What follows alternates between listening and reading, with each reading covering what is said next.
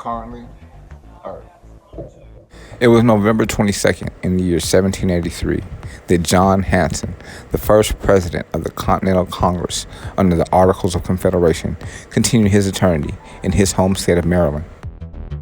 John Hanson is sometimes called the first president of our nation, but this is a misnomer, since the presidency did not exist as an executive position separate from Congress until the federal Constitution created the role upon its ratification in 1789. Hanson was the self-educated son of Charles County, Maryland farmers. His family had lived in Maryland for 3 generations, beginning with the immigration from England of his grandfather, for whom he was named. At age 25, John married 16-year-old Jane Conti in Maryland.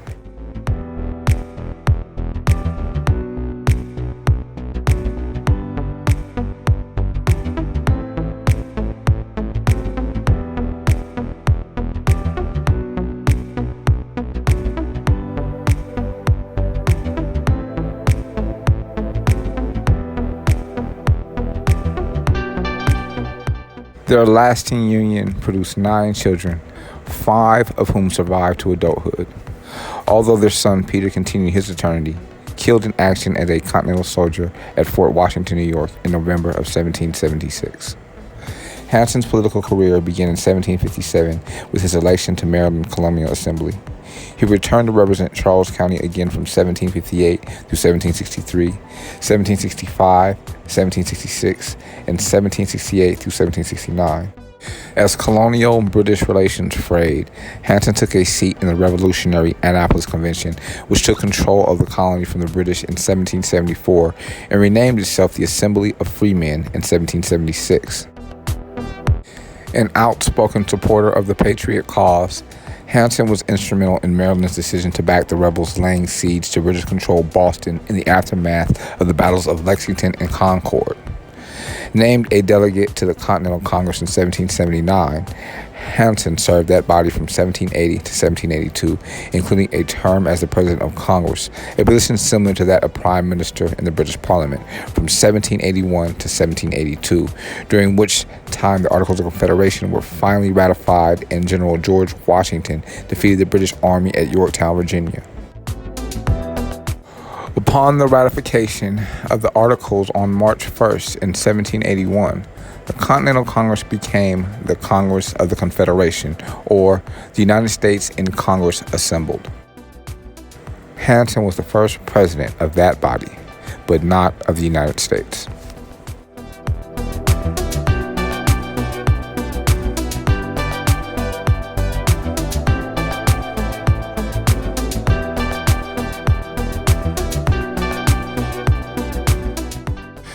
On November 22nd in 1900, the first car to be produced under the Mercedes name is taken for its inaugural drive in Cannstatt, Germany.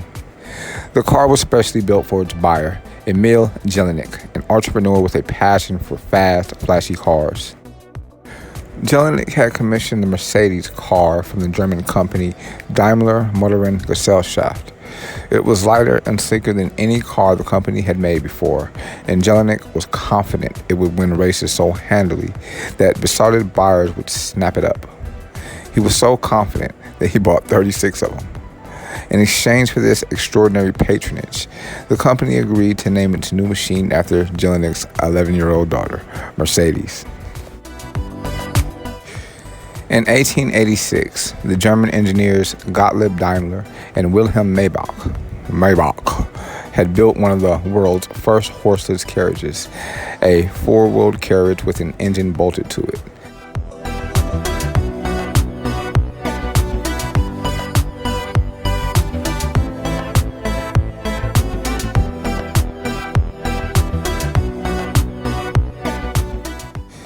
In 1889, the two men built the world's first 4-wheeled automobile to be powered by a 4-stroke engine.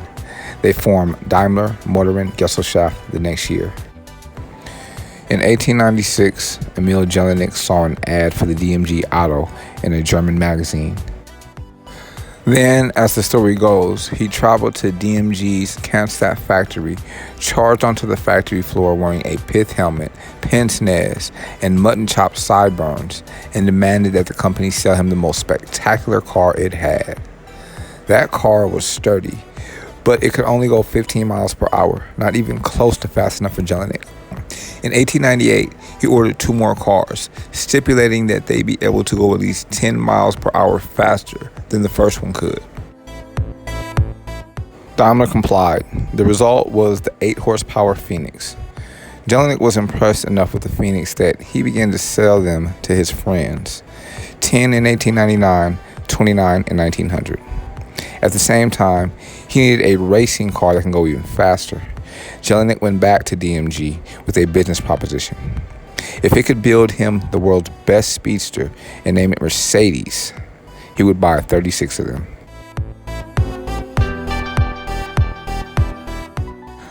The new Mercedes car was fast. It also introduced the aluminum crankcase, magnesium bearings, the pressed steel frame, a new kind of coil spring clutch, and the honeycomb radiator, essentially the same one that today's Mercedes uses. It was longer, wider, and lower than the Phoenix, and had better brakes. Also, a mechanic could convert the new Mercedes from a 2-seat racer to a 4-seat family car in just a few minutes.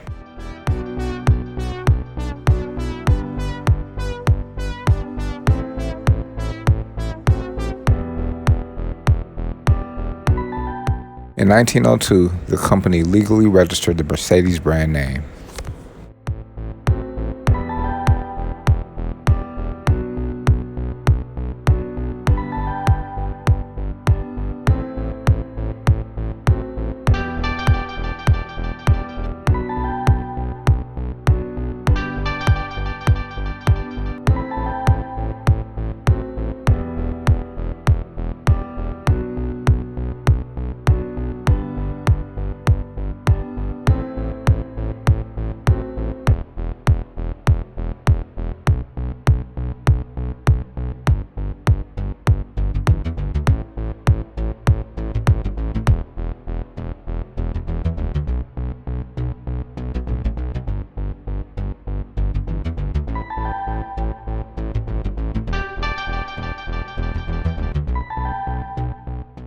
On November 22nd in the year 1963, John Fitzgerald Kennedy, our nation's 35th president, continues his eternity. First Lady Jacqueline Kennedy rarely accompanied her husband on political outings, but she was beside him along with Texas Governor John Connally and his wife for a 10-mile motorcade through the streets of downtown Dallas on November 22nd. Sitting in a Lincoln convertible, the Kennedys and Connollys waved at the large, enthusiastic crowds gathered along the parade route. As their vehicle passed the Texas School Book Depository building at 12:30 p.m., Lee Harvey Oswald allegedly fired 3 shots from the 6th floor, fatally wounding President Kennedy and seriously injuring Governor Connally. 30 minutes later at Dallas's Parkland Hospital, it was official. Kennedy had pushed out into the eternity. He was 46. Vice President Lyndon Johnson, who was 3 cars behind President Kennedy in the motorcade, was sworn in as the 36th president of our nation at 2:39 p.m. He took the presidential oath of office aboard Air Force One as it sat on the runway at Dallas Love Field Airport. The swearing-in was witnessed by some 30 people, including Jacqueline Kennedy, who was still wearing clothes stained with her husband's blood. 7 minutes later, the presidential jet took off for Washington. The next day, November 23rd, President Johnson issued his first proclamation declaring November 25th to be the day of national mourning for the slain president. On that Monday, hundreds of thousands of people lined the streets of Washington to watch a horse-drawn caisson bear Kennedy's body from the Capitol Rotunda to St. Matthew's Catholic Cathedral for a requiem mass. The solemn procession then continued on to Arlington National Cemetery, where leaders of 99 nations gathered for the state funeral. Kennedy was buried with full military honors on a slope below Arlington House, where an eternal flame was lit by his widow to forever mark the grave. Lee Harvey Oswald, born in New Orleans in 1939, joined the U.S. Marines in 1956. He was discharged in 1959. 9 days later, left for the Soviet Union, where he tried unsuccessfully to become a citizen. He worked in Minsk and married a Soviet woman, and in 1962 was allowed to return to the U.S. with his wife and infant daughter. In early 1963, he bought a .38 revolver and rifle with a telescopic sight by mail order. And on April 10th in Dallas, he shot at and missed former U.S. Army General Edwin Walker, a figure known for his extreme right-wing views. Later that month, Oswald went to New Orleans and founded a branch of the Fair Play for Cuba Committee, a pro-Castro organization. In September of 1963, he went to Mexico City, where investigators alleged that he attempted to secure a visa to travel to Cuba to return to the USSR. In October, he returned to Dallas and took a job at the Texas School Book Depository building. Less than an hour after Kennedy was shot, Oswald shot a policeman who questioned him on the street near his rooming house in Dallas. That policeman continued his eternity. 30 minutes later, Oswald was arrested in a movie theater by police responding to reports of a suspect. He was formally arraigned on November 23rd for the murders of President Kennedy and Officer J.D. Tippit. On November 24th, Oswald was brought to the basement of the Dallas Police Headquarters on his way to a more secure county jail. A crowd of police and press with live television cameras rolling gathered to witness his departure. As Oswald came into the room, Jack Ruby emerged from the crowd and fatally wounded him with a single shot from a concealed .38 revolver.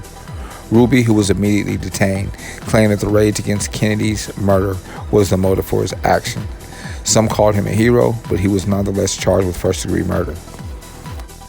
Jack Ruby, originally known as Jacob Rubenstein, operated strip joints and dance halls in Dallas and had minor connections to organized crime. He features prominently in Kennedy assassination theories, and many believe he killed Oswald to keep him from revealing a larger conspiracy. In his trial, Ruby denied the allegation and pleaded innocent on the grounds that his great grief over Kennedy's murder had caused him to suffer psychomotor epilepsy and shoot Oswald unconsciously. The jury found Ruby guilty of murder with malice and sentenced him to die. In October of 1966, the Texas Court of Appeals reversed the decision on the grounds of improper admission of testimony and the fact that Ruby could not have received a fair trial in Dallas at the time. In January of 1967, while awaiting a new trial to be held in Wichita Falls, Ruby continued his eternity of lung cancer in a Dallas hospital. The official Warren Commission report of 1964 concluded that neither Oswald nor Ruby were part of a larger conspiracy, either domestic or international, to assassinate President Kennedy. Despite its firm conclusions, the report failed to silence conspiracy theories surrounding the event, and in 1978, the House Select Committee on Assassinations concluded in a preliminary report that Kennedy was probably assassinated as a result of a conspiracy that may have involved multiple shooters and organized crime. The committee's findings, as with those of the Warren Commission, continue to be disputed by some.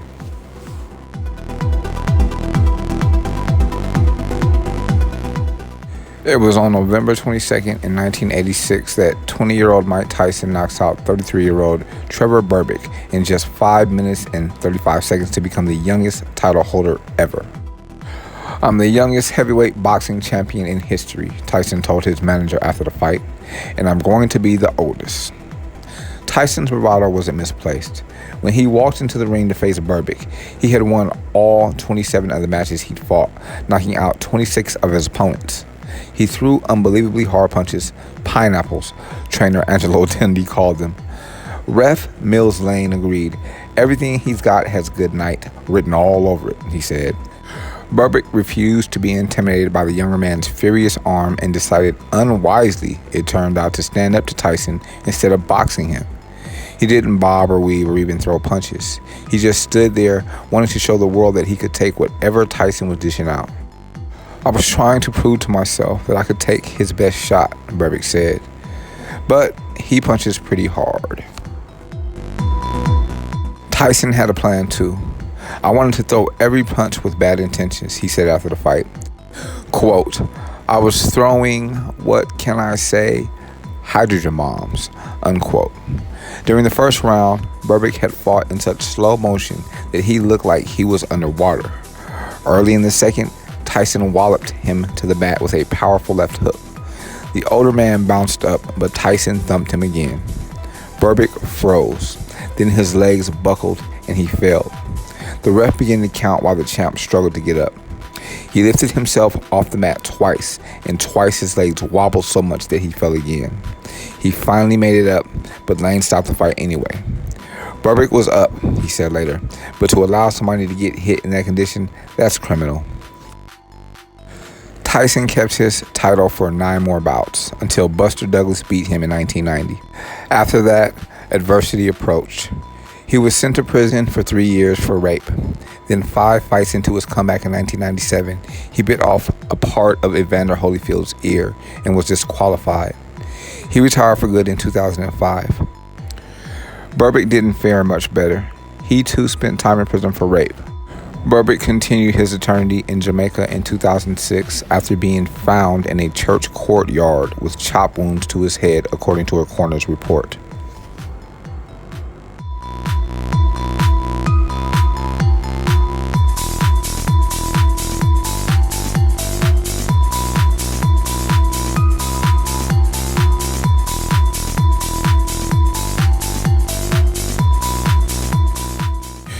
On November 22nd in the year 1988, in the presence of members of Congress and the media, the Northrop B-2 stealth bomber is shown publicly for the first time at Air Force Plant 42 in Palmdale, California.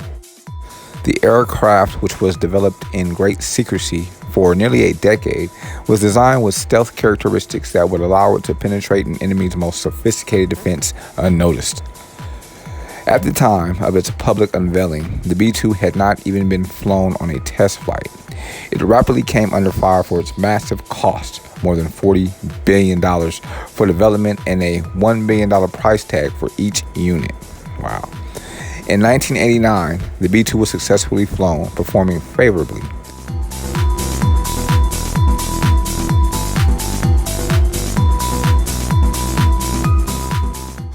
Although the aircraft had a wingspan of nearly half a football field, its radar signal was as negligible as that of a bird. The B-2 also successfully evaded infrared, sound detectors, and the visible eye. Following the collapse of the Soviet Union in 1991, the original order for the production of 132 stealth bombers was reduced to 21 aircraft. The B-2 has won a prominent place in the modern U.S. Air Force fleet, serving well in the bombing missions during the 1990s.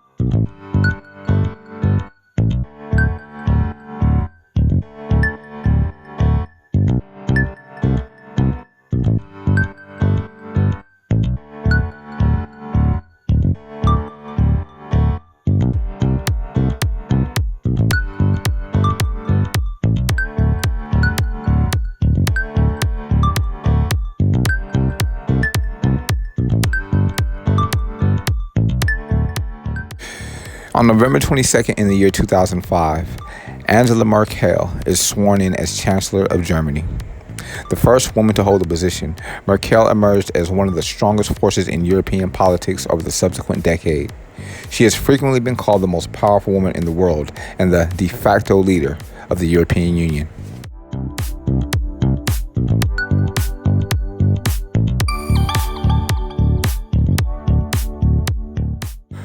Merkel was raised and educated in East Germany. She earned a doctorate in quantum chemistry and worked as a research scientist, only entering politics after the fall of the Berlin Wall. After serving as a spokesperson for the caretaker of East German government, she was elected to the Bundestag in the first election after unification in 1990. Helmut Kohl, the first chancellor of the reunified state, appointed her to successive cabinet positions and championed her career. When Kohl's Christian Democratic Union was voted out in 1998, Merkel became the party's secretary general and then its leader. After a tight election and 2 weeks of negotiations with the CDU's coalition partners, Merkel became chancellor in 2005. Merkel's tenure has been characterized by her desire for a strong EU and by the crisis it has faced. Governing from the center-right by European standards, she drew criticism from the left after the 2008 financial crisis drew the perception that Germany was imposing severe austerity measures on Greece. In 2015, she made the controversial announcement that Germany would process asylum applications for Syrian refugees who had arrived elsewhere in Europe, including those being forced out of Hungary by far-right Prime Minister Viktor Orban. Merkel was close with American Presidents George W. Bush and Barack Obama, but questioned the United States' commitment to Europe after meeting with Donald Trump. She is also an outspoken critic of Britain's decision to leave the EU and of Vladimir Putin. Merkel stepped down as leader of her party in 2018 and did not run for re-election as chancellor in 2021.